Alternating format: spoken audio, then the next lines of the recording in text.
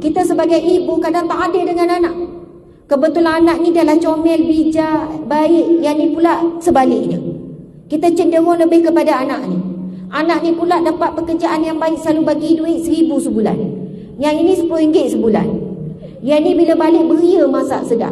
Yang ni balik, kau masak lah, mak tak larat. Oh, yang ni balik, mak dah siap dah bilik, mak dah kemas. Yang ni, kau tengoklah mana-mana bilik yang kosong tu, mak tak larat nak kemas. Ada 7 golongan manusia yang akan mendapat naungan Allah di mahsyar kelak, pada hari yang tidak ada naungan melainkan naungan Allah semata-mata. Golongan yang pertama, iaitu pemimpin yang adil. Jangan nampak pemimpin yang adil ini PM. Dah senyap semua. Jangan nampak bila sebut pemimpin PM saja, menteri saja, MB saja, Esko saja, MPKK saja, JKKKK saja. Tetapi kita semua adalah pemimpin. Maksudnya kita boleh berada dalam kumpulan yang pertama ini sebab kita memimpin diri kita, memimpin keluarga kita. Jangan kata suami je memimpin keluarga. Wahai perempuan, para wanita sekalian, wahai ibu, kita juga pemimpin dalam rumah tangga. Dan ketua memanglah suami. Kita tak boleh rampas. Bang, awak jadi penolong, saya di ketua lah pula. Sebab nampak gaya semua keputusan saya belaka. Masalah saya yang fikir. Tak boleh lah macam ni. So sekarang ni pangkat awak diturunkan. Jadi memang suami ketua ada peranan dia sebagai ketua, dan ketuanya sebagai suami itu berat. Di dunia dia buat-buat ringan, dia buat-buat main, tetapi di akhirat memang sungguh berat. Sebab itu jangan jealous lah dengan pasangan. Sebab apa? Mungkin nampak kita lebih berat di dunia, mudah-mudahan kita akan ringan di akhirat. Yang kita bimbang orang yang ambil ringan dengan amanah di dunia, maka beratlah di akhirat. Jadi subhanallah, bila sebut pasal pemimpin, kita ingat satu hadis Nabi, kullukum ra'in. Setiap daripada kamu pemimpin, Nabi kata. Wa kullukum mas'ulun an ra'iyatihi. Kamu akan ditanya akan kepimpinan kamu. Nabi sambung lagi hadis itu, raja pemimpin akan ditanya akan kepimpinan, rakyat pemimpin akan ditanya akan kepimpinan. So bukan PM, bukan menteri, bukan Esko, bukan MB je akan ditanya, rakyat kita juga akan ditanya apa yang kita buat. Sebagai rakyat, kamu laksanakan tak? Apa tanggungjawab? Bukannya mengundi je tanggungjawab. Apabila pemimpin buat satu undang-undang, buat satu perintah ataupun larangan, kita patuhi atau tidak? Itu peranan kita sebagai rakyat. Sebab itu dalam hadis tentang akhir zaman, kebanyakan kitab hadis letak nombor 1. Yang pertama tahu apa? Bagaimana Nabi berpesan taatlah kepada pemimpin. Sebab Nabi sebut akan sampai satu masa di umatku ini, dan itulah zamannya sekarang, yang mana pertelingkahan begitu banyak. Di kalangan masyarakat Islam bertelingkah, di kalangan ilmuwan bertelingkah, di kalangan para pemimpin bertelingkah. Semua ni bergaduh sama-sama umat Islam. Dan ia bukan berlaku pada zaman sekarang je, setelah Rasul wafat. Sebab Nabi kata, setelah ketiadaanku nanti, kamu akan menemui pertelingkahan yang sangat dahsyat di kalangan umat Islam. Lalu apa pesan Nabi? Gigit dengan geraham Al-Quran dan Sunnah.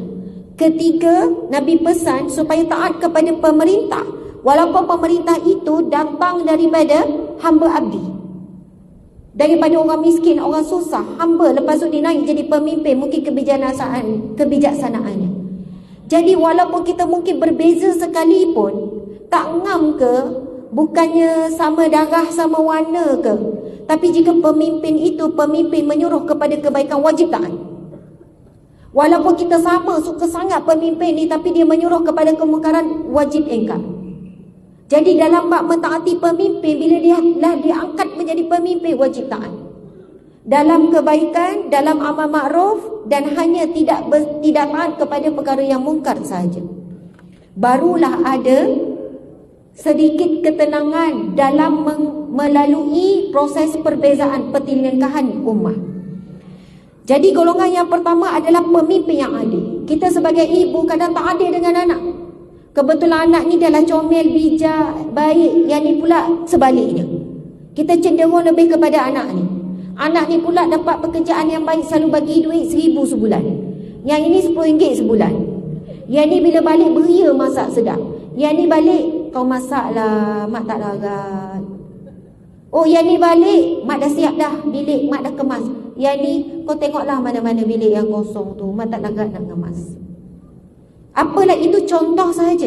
Kadang kita cenderung, bukan masa anak tu kecil, masa anak yang besar pun kita beza-bezakan. Dengan ni menantu mak suka ni, menantu ni kurang sikit. Ni cucu ni comel-comel, ni cucu ni mungkin lain sikit. Subhanallah, saya perunding rumah tangga, saya jumpa ramai sangat anak-anak yang dibezakan dengan sangat dahsyat, yang diusir dan sebagainya. Sebab apa? Kita pemimpin, seorang ibu pemimpin, bagaimana dia nak jadi pemimpin yang adil terhadap anak-anak dia. Diuji sebab kita ada perasaan. Anak ni selalu menyakitkan hati, anak ni jarang telefon, anak ni selalu telefon jadi sejuk hati. Yang ni telefon saya sekali, oh, hidup lagi rupanya. Sebab lama-lama sekali telefon. Ni telefon mesti ada sebab ni, nak minta tolong ke? Oh, lagi anak tu tak nak telefon. Jadi teruji kita tentang keadilan kita jadi pemimpin. Golongan yang kedua Nabi sebut, iaitu seorang pemuda. Walaupun sebut rajulun, tetapi sebenarnya dimaksudkan juga wanita. Kita sebut seseorang yang menyibukkan dirinya dengan ibadah kepada Rabbnya. Itu golongan yang kedua. Sebab itu ada orang kita tengok, memang dia sibuk banyakkan ibadah. Sampai dia pergi duduk pondok, baca Quran, zikir, baca Quran, zikir. Lepas tu kadang kita tak puas hati, kita kata, kita ni orang Islam, jangan fikir diri sendiri je. Jangan nak banyak zikir je. Zikir tu diri sendiri, ini diri sendiri. Duduk kat pondok tak keluar, tak tahu ummah macam mana. Sebenarnya setiap orang Allah dah bagikan dah posisi masing-masing. Ahli ibadah macam ni, yang banyakkan zikir, banyak selawat, kan baca rotib, kan itu penyisian dia penuh, tapi untuk dirinya. Tetapi kerana ada kumpulan ahli zikir inilah, maka turunnya rahmat Allah bukan untuk dirinya, kepada seluruh alam. Sebab itu saya tak ingat, ada masa tu pemerintahan di bawah pemimpin mana, ada kumpulan dia panggil ahli ibadah lah kita panggil. Dia ada istilah dia. Yang mana pemerintah ini siapkan tempat tinggal, mereka ni tak perlu keluar bekerja, mereka dipenuhkan apa keperluan dia, bab berkeluarga dan sebagainya. Tetapi ini dikira ahli ibadah. Mereka ni lah banyak zikir, banyak baca Quran, banyak melazimi diri dengan sekian-sekian. Bila ada bencana, ada kemarau, maka pemimpin ini akan pergi bertemu dengan ahli ibadah. Mohon mereka ini bermunajat dan berdoa tak berhenti. Kita kalau nak berdoa 40 hari 40 malam tak boleh, 4 hari pun belum tentu. Jadi begitulah bila mereka ini diberikan peranan, sebab ada orang memang itulah kemampuan dia untuk dirinya. Ada orang dia bahagian apa? Ceramah. Ceramah, hari-hari ceramah. Pagi-pagi buat live, sejam, 2 jam setiap pagi. Lepas tu pergi ceramah, macam kenal je siapa. Tapi belum tentu dia mampu beramal dengan apa yang diceramah. Dan sebab itu saya baca hadis Nabi pagi tadi tu, saya rasa lega sikit. Kenapa? Nabi sebut 3 golongan. Hadis Nabi, hadis yang sahih dan kitab ilmu sahih, Nabi sebut apa? Dan ini bagus juga muhasabah untuk semua. Nabi sebut, sabda Nabi, sesungguhnya perumpamaan aku yang membawa ilmu dan juga petunjuk seperti air hujan yang turun ke bumi. Nabi kata, perumpamaan saya yang membawa petunjuk dan ilmu, Nabi bawa 2. Seperti mana hujan yang turun ke bumi. Lalu hujan itu jatuh kepada 3 jenis tanah. Tanah yang pertama itu tanah yang subur, yang mana bila hujan turun, dia menumbuhkan pokok dan juga rumput, Nabi kata.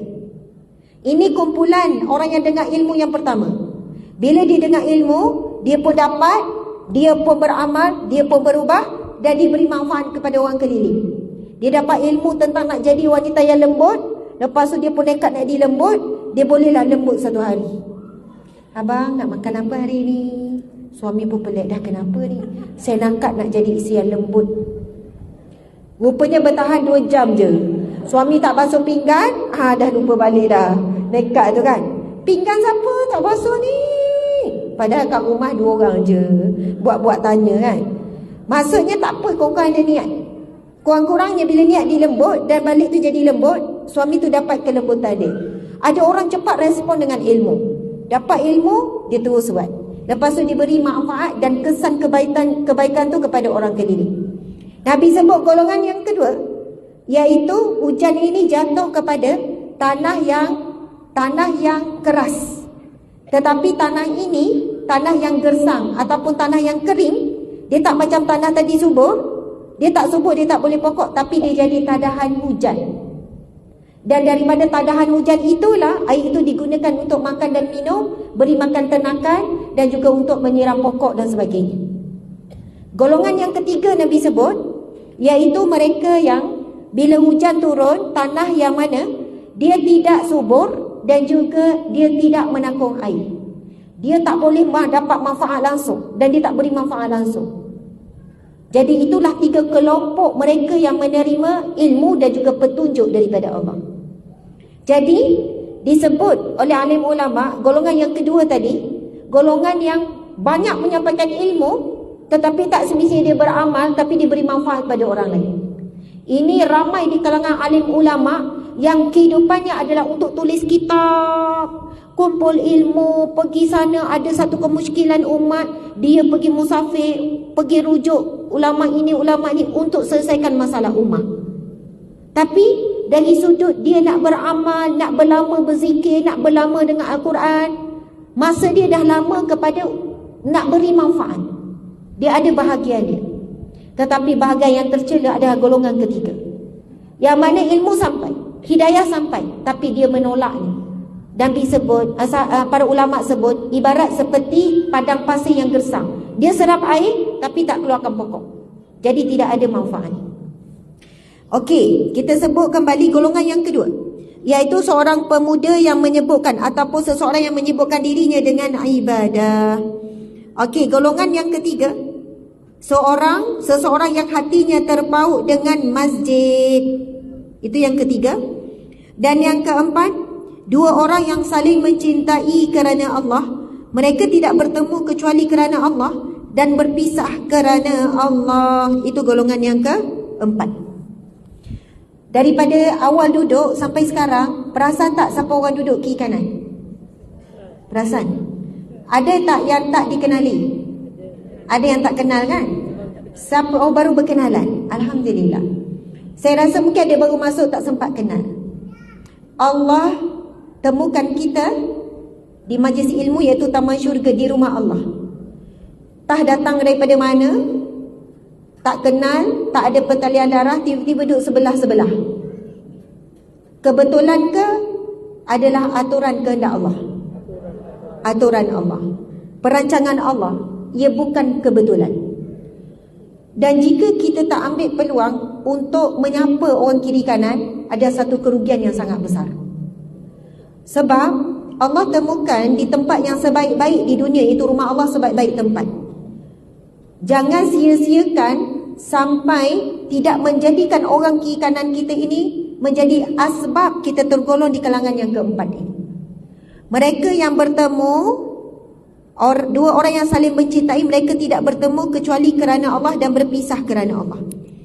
Kita jumpa hari ini ni kerana nak shopping ke? Kerana nak jalan-jalan ke?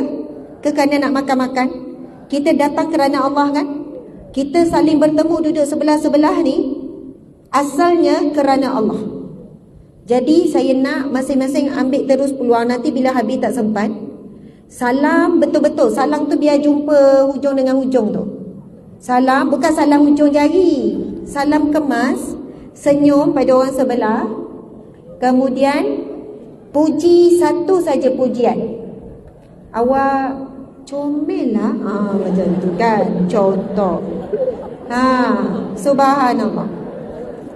Okey, boleh buat dulu. Sekarang tegur orang kiri kanan. Nak peluk boleh. Tapi mata, tengok mata. Beri satu pujian. Terpulanglah pujian apa? Awak baguslah datang majlis ilmu. Contoh.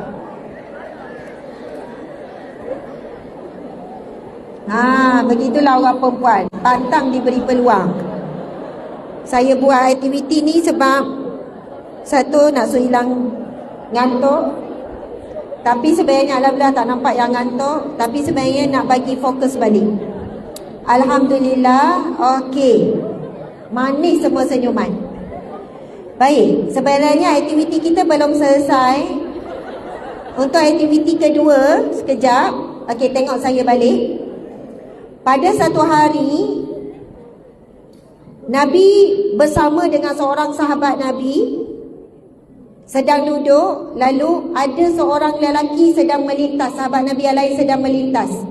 Maksudnya ni semua lelaki sama lelaki ni. Nabi lelaki, sahabat Nabi lelaki, yang melintas juga lelaki. Lalu sahabat Nabi ni berkata kepada Nabi SAW, "Ya Rasulullah, saya sayang sangat sahabat saya tu." Dia cuma cakap pada Nabi. Faham ceritanya? "Ya Rasulullah, saya sayang sangat dia tu. Saya sayang dia." Lalu Nabi pun bertanya, "Kamu dah bagi tahu belum dia yang kamu sayang dia? Kamu pergi cakap, kamu dah cakap kepada dia yang kamu mencintai ataupun menyayangi dia?" Lalu sahabat ni kata, "Tak, ya Rasul, aku tak pernah cakap isi hati ni. Ini bukan sayang lelaki perempuan ni, kawan." Lalu Nabi tanpa bertangguh, bukan Nabi kata tak apalah, nanti lain kali cakap sayang, tak. Nabi kata, "Sekarang kamu pergi kepadanya dan nyatakan bahawa, katakan kepada dia kamu sayang dia." Lalu sahabat Nabi ni terus buat. Dia pergi jumpa sahabat ni, dia berkata, dan kena dengar apa yang sahabat ni cakap. Saya bukan apa, saya bagi fokus kepada golongan yang keempat ni. Sebab nak masuk golongan pertama, kedua, ketiga agak sukar. Tapi orang perempuan, dia penuh dengan kasih sayang. Dia sukalah abad sayang ni, sayang menyayang ni. Cuma kita perlu guide sikit, kita perlu jelas sikit, nak berkasih sayang tu macam mana. Sebab golongan yang keempat ini, orang yang saling menyayangi, berkasih sayang, mencintai kerana Allah, bertemu dan berpisah kerana Allah. Jadi sahabat Nabi ni pergi jumpa sahabat ni, dia ucap apa? Kalimahnya adalah, "Saya sayang awak kerana Allah." Pendek je. Tapi yang hebatnya adalah cara kawan tu balas. Jadi kita nak praktis terus selepas ini. Dengan orang sebelah, pilih pasangan je. Kalau kiri kanan kan, nanti tiba-tiba duduk tengah, yang ni tengok sana dengan dia seorang. Aku tak ada kawan, tiba-tiba sentak pula, ada tisu, sedih. Sebab yang ni tengok sana, yang ni tengok sini. So, cari je dua orang. Sebab nak praktis terus, balik nak praktis pada suami pula. Nak praktis pada anak-anak pula.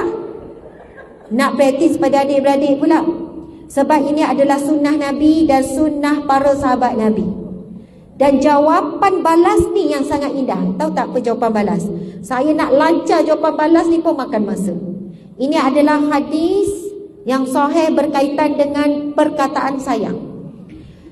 Kawan ni cakap, "Saya sayang awak kerana Allah." Lalu balasannya adalah, "Semoga Allah menyayangimu kerana sayang kamu kepadaku kerananya." Susah sikit kan? Sebenarnya gini ayatnya macam ni. Semoga dia cakap ayat tu, "Saya mencintaimu kerana Allah." Semoga Allah mencintaimu kerana engkau mencintaiku kerana Allah. Faham? Okey, cuba ikut saya ya. Saya mencintaimu. Okey, itu senang. Yang nak balas tu payah sikit. Nak balas tu ikut saya. Semoga Allah mencintaimu kerana cintamu kepadaku kerana Allah. Sebenarnya tak buat ayat sama, asalkan maksud sama, terpulanglah nak guna dialog mana. Jadi dah faham, sekarang buat dengan pasangan masing-masing. Dah dia confuse pula. Cuba. Mata tengok mata, sebut, "Saya sayang awak kerana Allah." Semoga Allah juga menyayangimu kerana kamu menyayangi saya, awak sayang saya kerana Allah. Dah mata tak tengok mata, duduk confuse tak habis-habis. Jangan confuse, buat je ayat sendiri. Okey.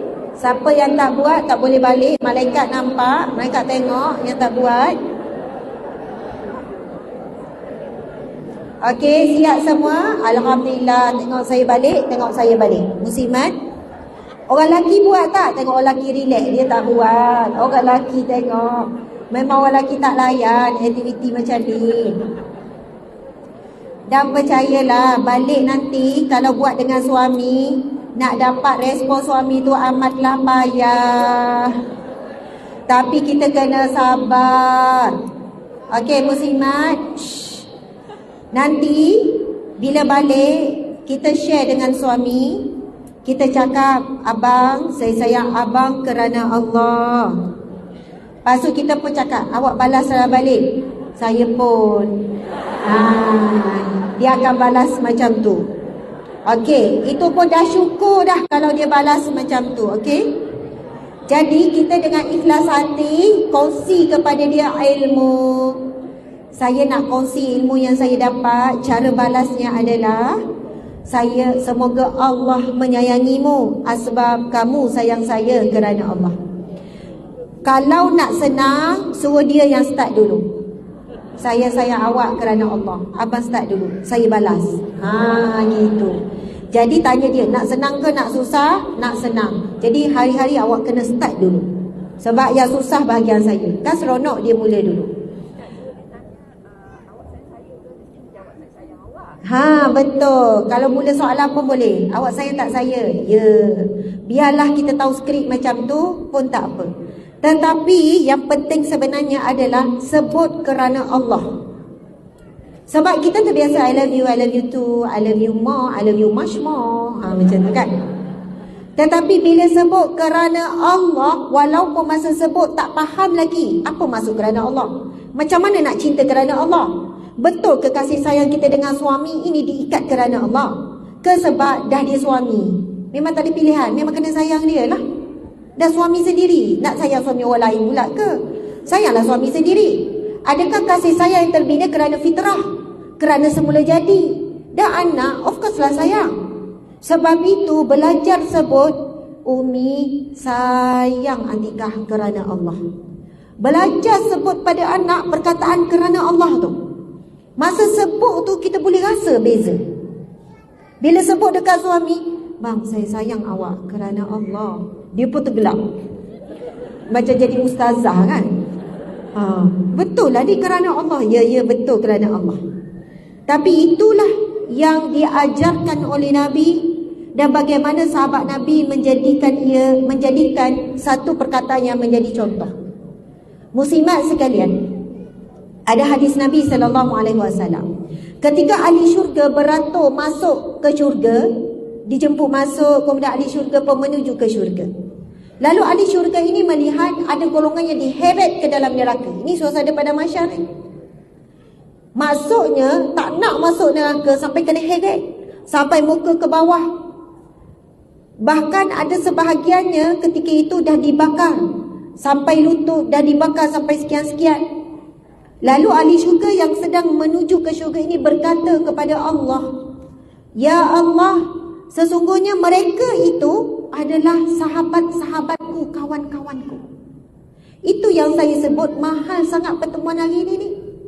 Yang duduk sebelah-sebelah kita ni, yang Allah takdirkan bertemu dalam majlis ilmu ni di rumah Allah ini. Mudah-mudahan ini kawan dunia dan akhirat. Kawan dunia, kawan pada mahsyar. Tarik-menarik ke syurga. Lalu Allah perintahkan, yang ni dia cakap apa? Ya Allah, mereka solat bersamaku, mereka berpuasa bersamaku, dan mereka haji bersama denganku. Kita ada tak kawan-kawan haji? Siapa yang tunai haji, dia ada kawan haji. Orang yang tunai haji sama-sama pasti pernah solat berjemaah, of course lah. Dan pasti ada berpuasa bersama-sama. Kalau tak, kena usahakan puasa. Tetapi hadis ini bukan hanya tumpu kepada 3 amalan ini saja. Maksudnya, siapa yang dia melakukan ibadah bersama-sama boleh jadi sahabat yang boleh tarik menarik. Mudah-mudahan satu hari nanti kita boleh berhujah di hadapan Allah kelak. Ya Allah, itu sahabatku, kami sama-sama menuntut ilmu, kami hadir ke masjidmu, ke rumahmu pada tarikh sekian-sekian. Walaupun kita tak perlu nak hafal lah sekarang ni. Tapi di mahsyar kelak semua akan tertulis. Sebab itu jangan ambil remeh dengan sahabat-sahabat yang Allah temukan di atas jalan menuju ke syurga. Ini kita sedang meniti jalan ke syurga. Sebab Nabi sebut apa? Man salaka tariqan yaltamisu fihi ilman sahalallahu lahu tariqan ila jannah. Barang siapa yang menempuh jalan menuju ke majlis ilmu, Allah akan mudahkan jalan ke syurga. Kita sedang meniti jalan ke syurga sama-sama. Lepas tu kita tak kenal, tak tegur siapa, macam tu je. Rugi sangat. Sebab kalau tak bertegur, kawan tak namanya? Tak kawan. Tak jadi sahabat. Sebab itu bila Allah mengaturkan takdir yang indah seperti ini, mesti kena jalinkan. Boleh jadi lepas ni terus jadi kawan. Lepas ni kita share-share nombor WhatsApp. Lepas ni kalau ada kuliah, awak bagi tahu saya, oh dekat, rupanya kenal. Mana tahu boleh jadi besan? Masya Allah. Okey, muslimin muslimat dimati Allah sekalian. Dan bila kita dengar tarik-menarik ke syurga, jangan pernah rasa kita tarik orang. Awak jangan risau, saya tarik awak esok. Bukan main action. Siapa lagi yang nak saya tarik? Boleh tulis nama. Takkan pernah kita boleh rasa macam tu. Kita yang kena rasa, bila jumpa orang baik, duduk sebelah, kenal lah dalam mana-mana majlis, kita yang rasa insya-Allah mudah-mudahan esok dia akan tarik kita. Sebab itu kita akan hargai untuk setiap pertemuan dengan orang-orang baik, orang soleh di majlis-majlis yang baik seperti ini. Baik, golongan yang kelima, iaitu seseorang lelaki yang diajak berbuat maksiat oleh seorang wanita kaya lagi cantik, lalu dia berkata, inni akhafullah. Ikut saya, inni akhafullah. Inni akhafullah. Sesungguhnya saya takut Allah. Muslimat, kalau ada orang ajak mengumpat, inni akhafullah, jawab macam tu. Betul. Kalau nampak ada orang bergaduh dekat media sosial, tulis, sesungguhnya saya takut akan Allah. Nak nasihat, orang marah. Nak betulkan kecaman, orang marah. Sebab itu dikatakan perkataan ini akhafullah ini adalah ayat yang sangat power. Bila ada orang ajak kita bergaduh, dia dah mula tinggi suara, tak sebut kuat pun tak apa, sebut dalam hati ataupun kita sebut ini akhafullah, sesungguhnya aku takut kepada Allah. Golongan yang kelima ini, iaitu Nabi sebut seorang lelaki yang diajak bermaksiat oleh wanita kaya lagi cantik, menggoda, cantik, lengkap semua. Lalu dia berkata dan dia menahan dirinya dengan menyebut inni akhafullah, sesungguhnya aku takut kepada Allah. Okey, golongan yang keenam, seorang yang bersedekah dengan menyembunyikan hingga tangan kirinya tidak diketahui apa yang diinfakkan oleh tangan kanannya. Kemudian yang ketujuh, iaitu seseorang yang berzikir kepada Allah dengan mengasihkan diri sehingga kedua matanya basah kerana menangis. Itulah 7 golongan. Dapat tak 7 golongan ni? Okey, kalau yang tak dapat, Masya Allah, saya ulang lagi sekali. Yang pertama, pemimpin yang adil. Golongan yang kedua, pemuda ataupun petua. Tak kiralah ni, jangan pula pemuda je ke saya dah tua. Maksudnya seseorang yang menyibukkan dirinya dengan amal ibadah. Golongan yang ketiga, iaitu seseorang yang hatinya terpaut dengan masjid. Nampak tak ruang solat muslimat tu? Nampak tak ruang solat muslimat? Itu untuk siapa? Untuk muslimat. So, berhentilah nak berbahas berkenaan dengan wanita afdal dekat mana? Dekat masjid ke dekat rumah? Saya nak tanya, bila pergi Mekah, pergi Madinah, solatnya di mana? Di hotel ke di masjid? Kenapa masa tu tak pertikaikan? Oh, afdal di hotel, di tempat tinggal. Sebab pergi Masjidil Haram lagi dahsyat. Semayang kadang-kadang sebelah-sebelah aja. Ni lelaki, ni perempuan kan, perempuan balik. Lagi-lagi kalau dekat dataran untuk tawaf tu, maksudnya langsung tak ada tabir ni. Memang boleh nampak terus ni. Bila buat dalam ihram, memang yang pakai niqab pun kena buka. Yang cantik menawan pun semua boleh nampak. Di Masjid Nabawi pun solat kat luar tu terbuka. Bila solat, kalau solat Jumaat, Bahkan Masjid Nabawi, Masjidil Haram, jumlah untuk solat tu hampir sama lelaki perempuan. Betul atau tidak? Waktu solat Jumaat memang seluasnya untuk perempuan solat, disiapkan. Sebab berlaku di zaman Nabi, sampai wanita ni dia mengadu pada Rasulullah, suamiku seorang yang cemburu, dia menghalangiku untuk ke rumah Allah. Nabi naik atas mimbar, jangan menghalang wanita kamu ke rumah Allah. Kalau kita baca kisah isteri Nabi, macam mana bila bulan Ramadan sampai ikat pinggang dengan tiang dalam masjid supaya boleh diri lama. Ikat kain. Lepas tu Nabi tanya, ini kain siapa ni yang terikat dekat tiang ni? Lepas tu sahabat Nabi kata, sebut nama isteri Nabi sekian-sekian. Sebab berdiri lama baca Quran, berjuzuk-juzuk, supaya tak nak tumbang. Sampai macam tu sekali. Sebab itu di sana ulama bila ditanya kenapa ada perbezaan, Nabi jawab, yang lebih utama di rumahmu, di bilik tidurmu sekian-sekian. Bagi wanita yang ada fitnah bila dia pergi ke masjid. Yang tak ada fitnah, kita pergi pula dengan suami. Lepas tu pintu masuk asing, tempat wuduk asing, ada tempat khas. Di mana ruang fitnah?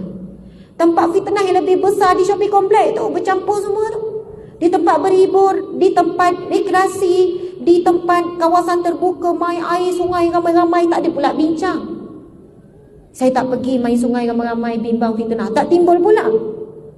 Keluar daripada air melekat-lekat. Bukan saya kata tak boleh, hukum asal harus. Tapi kalau dah nampak tubuh badan tu, dia bertukarlah hukum. Cari tempat tersembunyi sikit kalau kita nak main air. Maksudnya sekarang dibesar-besarkan sangat, sampaikan jemaah wanita tak ada. Subuh saya rasa kadang-kadang jemaah wanita tak ada. Muslimat, kalau kita dapat datang waktu subuh, solat berjemaah, hari tu satu hari rasa tenang. Sebab pagi tu keluar dari rumah, ambil angin, udara segar tu, kaki dah melangkah ke rumah Allah, gugur dosa, angkat darjat, dicatat pahala sedekah awal-awal pagi. Saya faham ada yang bekerja sekian-sekian. Saya pun keluar rumah awal sebab pulang pukul 7 kat pejabat, 6.30 kena ni. Tapi bila pergi masjid dengan suami, kita tak payahlah nak zikir tu sebab tak sempat. Imam bagi salam je, kita terus geraklah balik dengan anak-anak. Seronok sangat satu keluarga menuju ke rumah Allah. Alhamdulillah, terlindung daripada fitnah-fitnah tu sebab semuanya pintu semua dah dibezakan. Zaman Nabi, wanita akan bangkit awal sebab dia terbuka, tak ada ruang yang berasing sangat, sekian-sekian. Jadi, Masya Allah, kalau kita nak jadi wanita yang terpaut hati dengan masjid, tak ada masalah. Dua orang yang saling mencintai kerana Allah, kita dah jelaskan. Itu yang keempat. Yang kelima, iaitu lelaki yang mampu menahan hawa nafsunya saat digoda oleh wanita, lalu mengucapkan, inni akhafullah. Dan seorang yang bersedekah, lalu menyembunyikan. Dia sembunyikan sedekah dia. Umpama Nabi kata, tangan kanan beri sedekah, tangan kiri pun tak tahu. Maksudnya satu anggota badan ni sama-sama dia tak tahu. Tapi itu adalah tamsilan. Muslimat, di dalam Al-Quran memang Allah sebut mereka yang melakukan sedekah secara sembunyi dan mereka yang melakukan sedekah secara terangan. Maksudnya Allah terima orang bagi sedekah terangan. Dan tidak dikatakan riak, takabur, menunjuk-nunjuk, siap buat mokat cek, okey 100,000 dia menyumbang, contoh Kita tak boleh terus kata riak, menunjuk-nunjuk, siap buat mokat cek lagi. Nak tunjuk dia menyumbang ke masjid 200,000. Kadang pihak masjid yang nak buat, nak meraihkan, contohlah. Mungkin hari ni ada nak niat nak bagi 1 juta ke kan? Maksudnya masjid terkejut tengok nak terima 1 juta. Lalu buat majlis sikit, lepas tu orang heboh. Maksudnya kalau buat secara terangan, jika dia boleh jaga hati dia, Allah terima. Dan dia niat untuk menggalakkan dan sebagainya. Namun begitu, mesti ada sedekah yang kita sembunyikan.